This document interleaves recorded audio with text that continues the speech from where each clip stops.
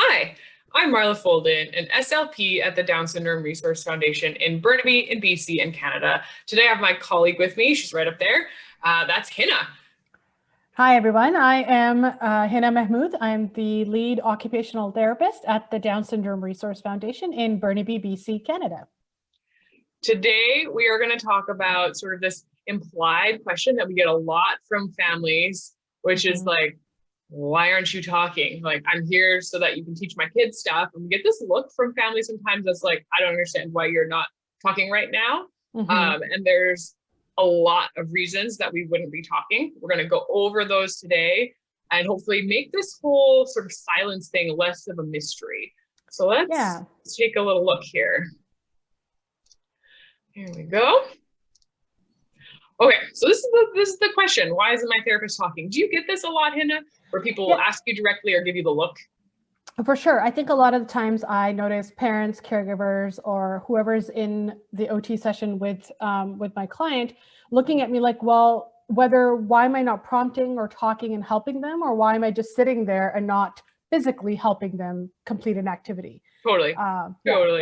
Yeah. And then sometimes what will happen is a family member or whoever's come with the student will jump in thinking like, well, I guess I'll do the prompting right now. Exactly. Yeah. And I understand that impulse for sure. Yeah. It comes from a good place. I mean, you want to help, but sometimes that impulse or that need to help can maybe not give you the outcome that you were hoping for at the end. Exactly. Yeah. So I'm going to use a little analogy here to start our chat on this. And that is an analogy with a computer. So when you're asking your computer to do something difficult, let's say you're going to open a huge file and you're going to open it with a program that hasn't been used before, et cetera, you're going to see the loading or buffering thing. That means that your computer is processing that challenging request that you just made. And exactly the same thing happens when a kid is in therapy and we're asking them to do something new that they've never done before or use a skill in a new setting or in a new way. Yeah. They need time to process what we've just asked them to do. And so effective prompting is not just knowing what to say, but how and when you need to say it. How does this apply with OT? So I think with any skill that a client is learning from an OT perspective, there's so many different components to one very simple skill. So for example, even printing your name, you have to know so many different things at once and put all those pieces of information together to kind of have the output that you want. So definitely processing time from a cognitive perspective, but then also from a physical perspective. You have to plan the motor movements. Your hand has to be in a certain way. So there's definitely a lot of, and I love this analogy, Marla, a lot of buffering going on, even in physical skills as well as speech skills. Yeah. And so we know with our computer example that if your computer's doing something hard and new, and then you get mad at it and you start clicking a bunch of things, which I do because I can't help myself, basically. It just makes it take longer. It doesn't make it faster, even if I click on it 10 times to like open. It doesn't work. Or it ends up crashing. Or it crashes and like totally shuts down on you, which is a great comparison to what happens with kids when you overload them with demands, too many things in a row. So what does it look like when we've overloaded a kid? Let's investigate that a little bit. So there's some signs that like saying more things in the moment is not going to help you get what you need from the student. Number one of these is that the student shows you that they're agitated. So let's talk about what agitated means. I think from my perspective, agitated can be, physically agitated. So they're shifting in their seat, they're wanting to kind of get up and walk away. And then from an emotional perspective, agitated could be that their voice is changing, their intonation is changing, they're starting to, facial expressions are changing where they're getting frustrated, head on the table, that kind of stuff. Yeah, you can hear the stress kind of coming out. You can hear the stress, Totally. Yeah. And another sign that saying more things is a bad plan is when the student starts showing you with their behavior that they want you to either leave or be quiet. Yeah. And this can look a lot of ways. This looks like growling. This looks like covering the therapist or teacher or parent's mouth. This looks like turning away, pushing somebody, generally trying to shut down your environment from giving you too much. Or even putting their hands over their own ears. Sometimes I've seen that, right? Great like example. They just want it to stop. So they're trying to communicate to you that Too something much. it's too much. Yeah. Yes. So when we see somebody's agitated, they're moving a lot, their voice is showing some stress, their face is showing some stress, they're starting to show us some behaviors like get out of my space, be quiet, or they might hide. You know, sometimes a student will go under the table. That's a clear sign that they do not want to interact with you. Or the head goes down on the table, right? We're just not going to look at anybody right now. Those are additional signs. And then finally, if the student kind of zones out on you and they're acting like they don't hear you at all, that's a coping mechanism to block out this excessive input that they're getting from people around them. Exactly. Yeah. So when we as therapists see these things happen, we zip it. Yeah, exactly. I mean, that's the thing. I think we have been trained to, and we train ourselves, and of course we make some mistakes too often, but we've trained ourselves to really look out for these agitations and behaviors beforehand. So, you know, sometimes with some kids, they have like a ramping up point. So they'll kind of start off on the bottom level. And if you can intervene at that time and kind of check yourself, then it doesn't go to a higher level. Right. So, you know, and the thing is, like, in order to complete a task properly and for them to be motivated, we kind of have to really be aware of these things when we're teaching our students different skills. Totally.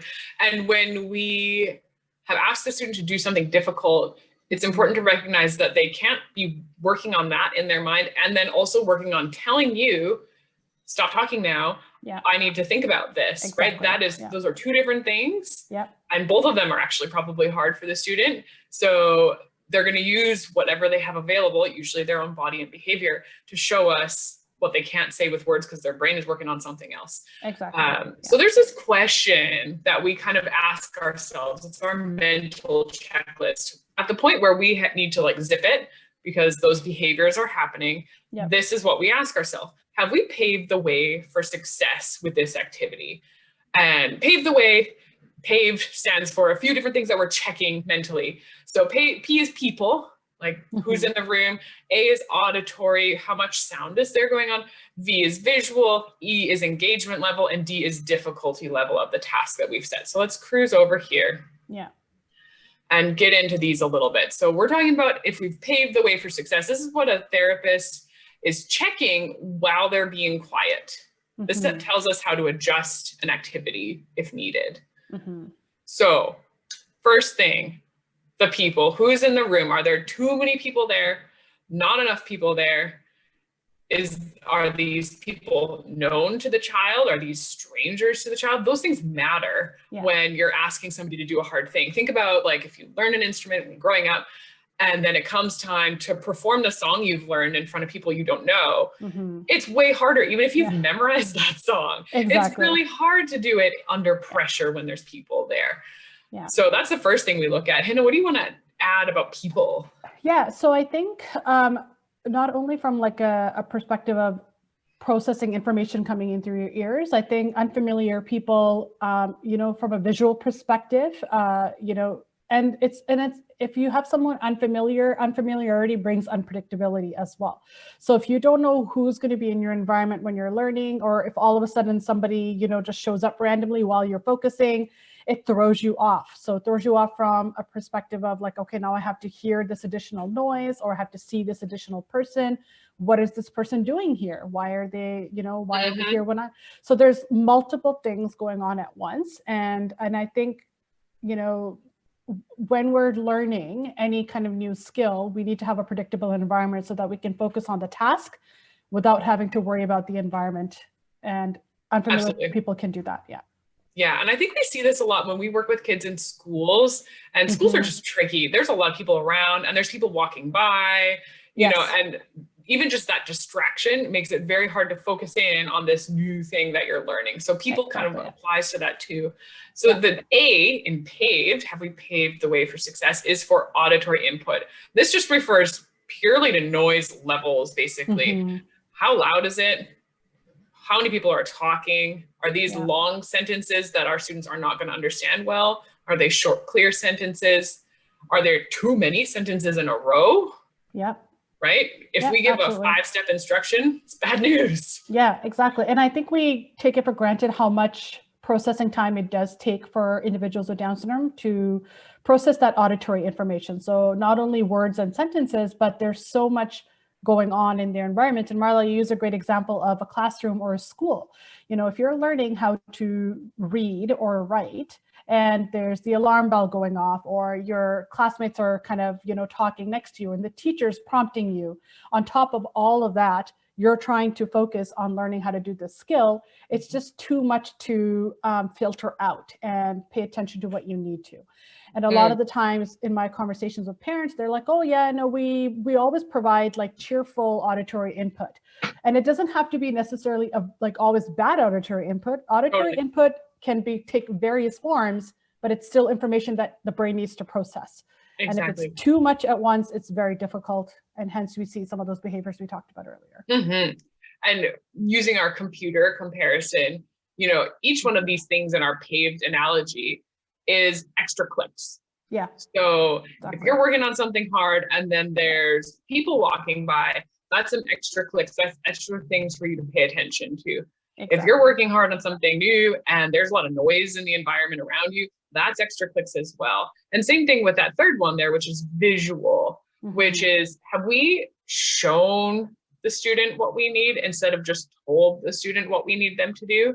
Yeah. And visuals only count if the student can see them. Yes. And I say this because a lot of classrooms set up visuals just gorgeously all around the room, which is beautiful, but not relevant when we need it on the table in front of the student. Exactly. Yeah. And I've seen that you may even have visuals that the student can see, but they're not meaningful to them. So we kind of have to also consider, do they understand the visuals? Do they understand what each symbol means? Because a lot of the times we'll just go to, you know, a quick board maker or a clip art symbol and be like, okay, so now we're going to do this activity. And for some of our students, the visual has to be very specific. And then for some of them, they can generalize. So we have to kind of think about how they're processing that visual information and if it's meaningful for them and how we're presenting it to them.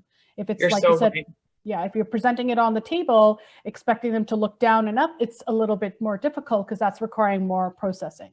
But if you present it, I think as you've written down on the slide in their sight line, I always recommend looking at the visual right there so that all the other information is kind of blocked off and it's right in front of you. And that makes it much easier. Oh, that's such a good strategy for it too. And I love that you brought up that we actually have to teach what the visuals mean.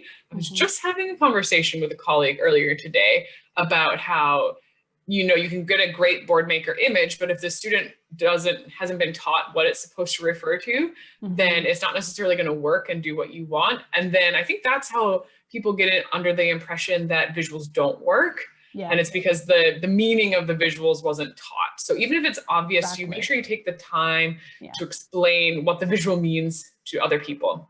Exactly. Or to your student specifically. Yeah, and then even just the whole concept of a visual schedule, you know, so they're not going to intuitively pick up like, oh, it's a sequence of things that I need to do. That needs to be taught. So I think visuals are such a strong point, one of the very many strong points for individuals with Down syndrome. And if we use them correctly, it can be a really powerful tool to help with follow through. Totally. Yeah, really well said.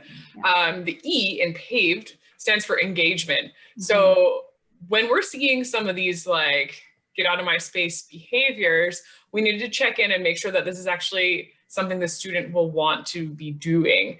And we know that our learners with Down syndrome have low intrinsic motivation. And what that means is they're less likely to practice for the sake of practice itself. That sort of long-term, if I do it today, I'm going to be better at it 3 weeks from now, is not a skill that is strong in our students. So it actually needs to be fun right now. And fun later if we want our students to learn from it. So we're checking that, you know, in our silences, when we've zipped it, we're checking all these things. Yeah. And I think from an OT perspective, a lot of the times, like let's say if we're learning how to close our buttons, a lot of the times I will just let a student try, and a lot of the whole part of me wants to get in there and help them, but I think it's more meaningful, and the replication of success is higher if they learn how to do it on their own as much as possible beforehand. So if I help them, then they've learned, okay, Hina needs to help me to do this. Yeah. So if they can figure out a way, to kind of keep messing around with it and work on it, and once they do get that success, that engagement in that activity, they're more likely to want to do it again the next time I bring out the buttons. So yeah, so we have to really, from an OT perspective, make the task the just right challenge. We want it to challenge them enough that they are learning, but it's not too challenging or too high of a level that it's causing frustration. Yep, absolutely. And that really relates into the last one, which is that D for difficulty, where when we're silent, we are adjusting our expectations up and down and accordingly, depending on what we think is happening with the student. So if the student is having a really hard time processing what we've told them to do, it's taking quite a long time for them to respond to us, we know that the difficulty level is too high, right? Or that they just need a lot of time to process what we've said. And equally, if we start seeing silliness and goofiness, sometimes that means it's too hard, and sometimes it means it's too easy and I'm bored now, right? Yes. So we need to assess that difficulty level ongoingly. Absolutely. And what was maybe easy 10 minutes ago becomes hard because our students become fatigued.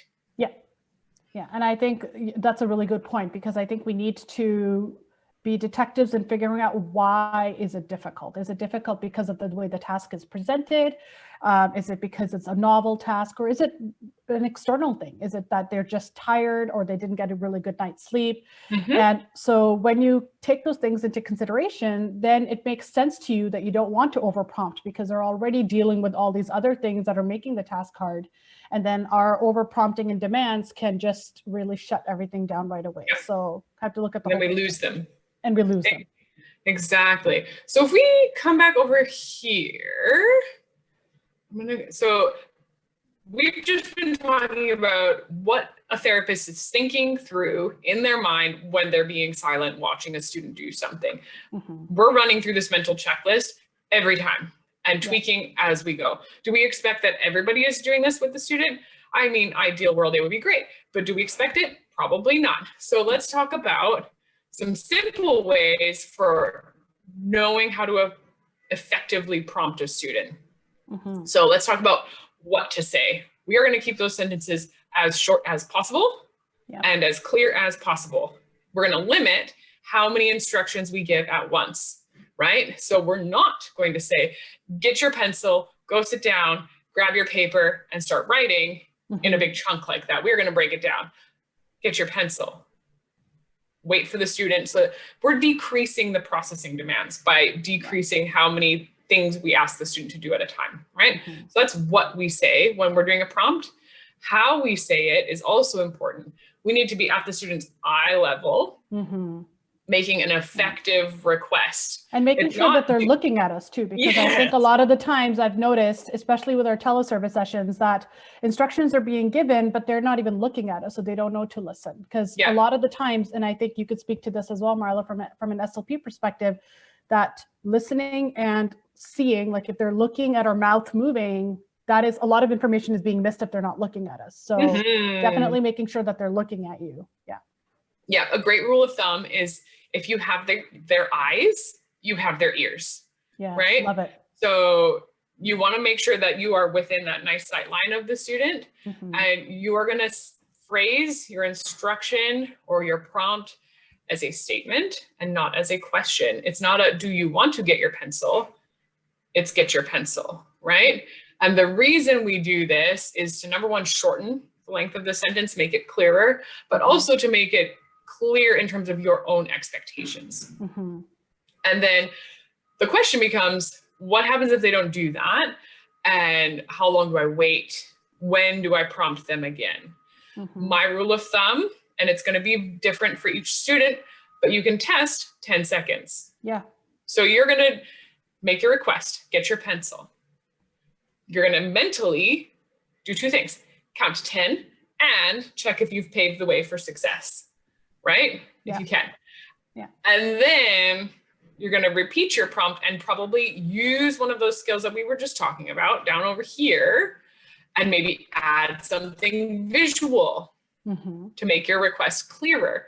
Make sure that your student is engaged with it. Make sure that whatever they have to grab or get or do is something that interests them, because we're talking about that intrinsic motivation piece, right? Yeah, absolutely.